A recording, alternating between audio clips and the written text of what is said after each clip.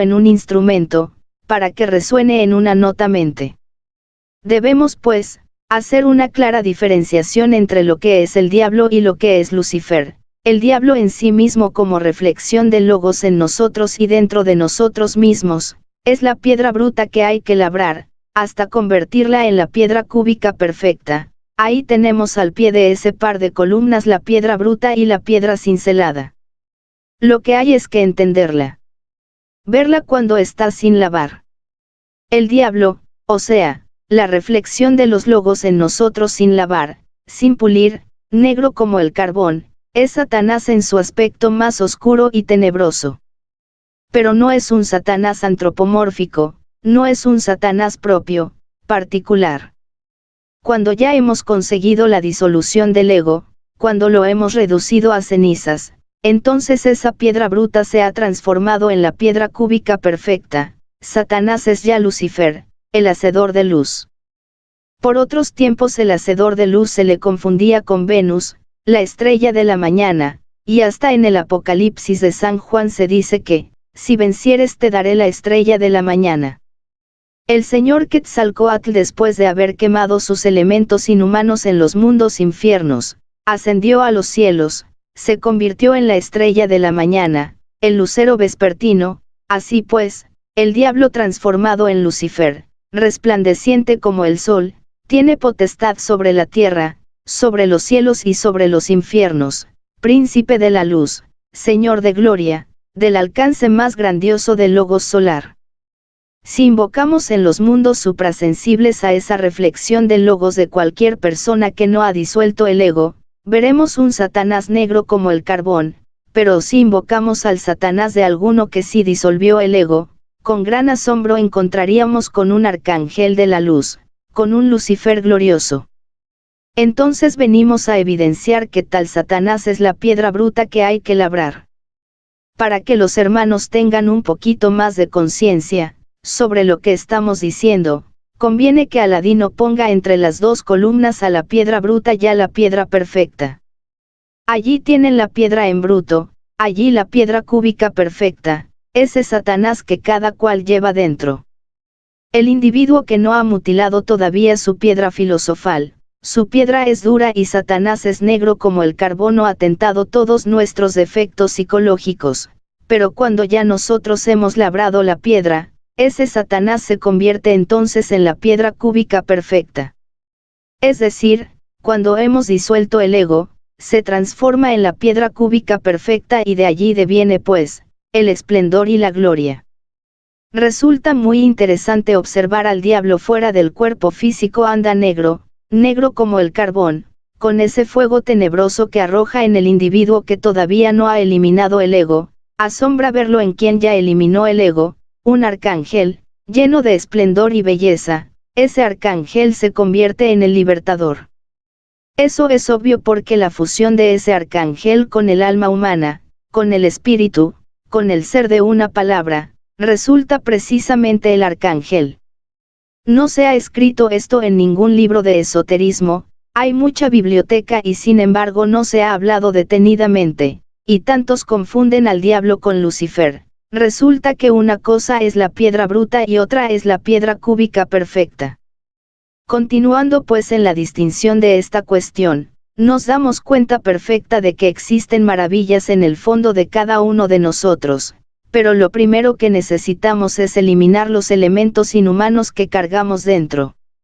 Si observamos a todo hombre auténtico descubrimos en él tres triángulos.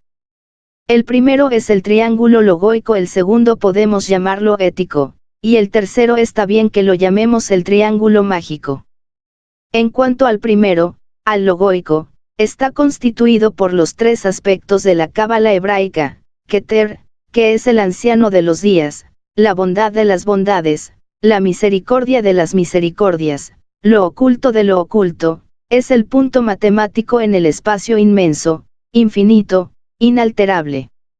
Es obvio que él se desdobla a su vez en Chokma, el Hijo, el Cristo cósmico. Ya sabemos que este está relacionado en todo el zodiaco, y así es el desdoblamiento de Chokma, da por resultado el Espíritu Santo, Abina. Algunos cabalistas enfatizan la idea de que Vina, el Espíritu Santo, es femenino. Tal afirmación resulta equivocada. Con entera claridad se ha dicho en la Divina Comedia que el Espíritu Santo es el esposo de la Madre Divina. Así pues el Espíritu Santo, Vina, el tercer logos, se desdobla a su vez en su esposa, en la Sakti de los indostaníes. Así pues hay que saberlo entender.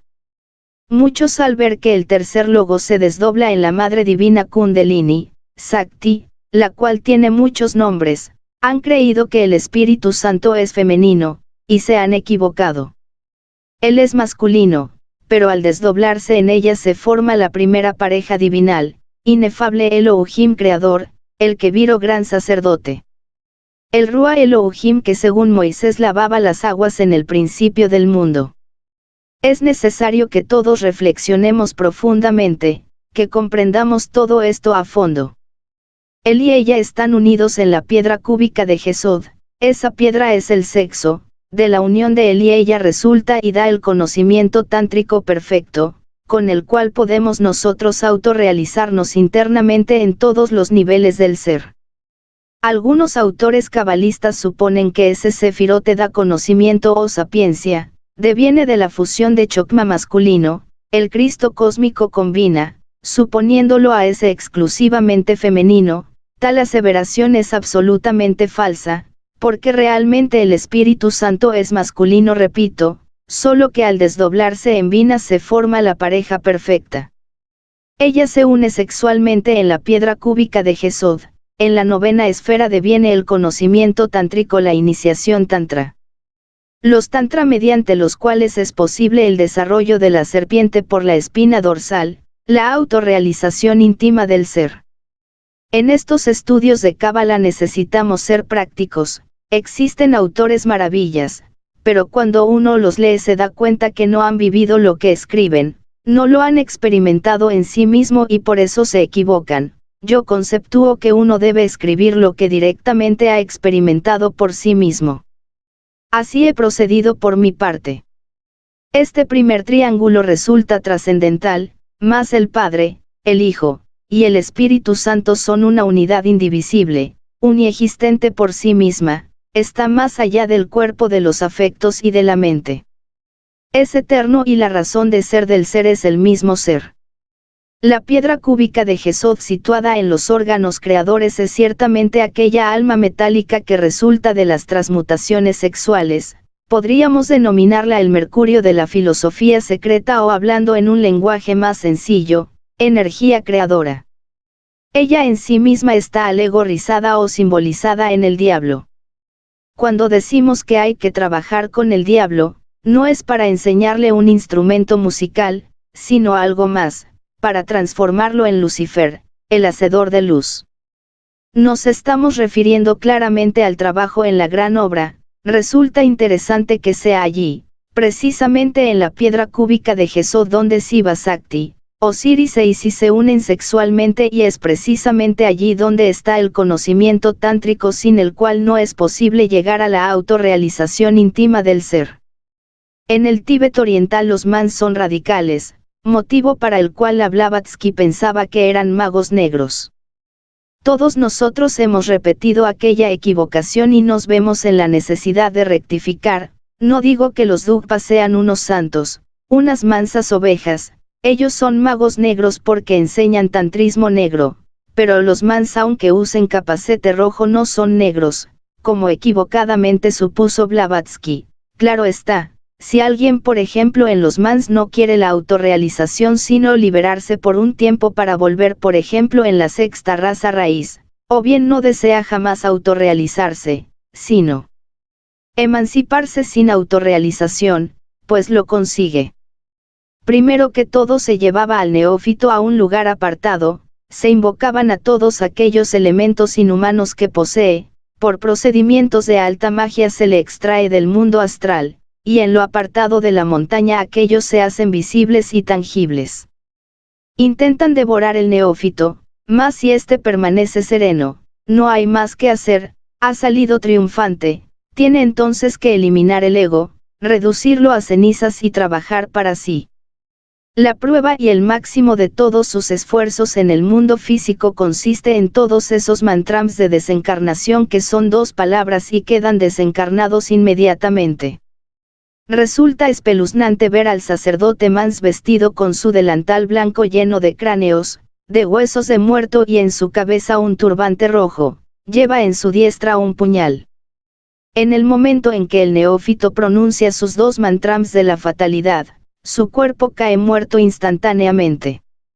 Es por eso el neófito sometido a grandes ordalías en los mundos internos, tiene que enfrentarse a los temores de la muerte, tiene que soportar el huracán del karma, tiene que salir victorioso en lo que el Padre Madre le pone, a fin de poder entrar o renacer dijéramos en forma sobrehumana, en cualquiera de los reinos de los Daves, ya en los de la gran concentración o en el de los cabellos largos, o el del Buda, o en el de Metraya o en el de la suprema felicidad, etc. Y es en esa región donde va a acabar de prepararse para la liberación.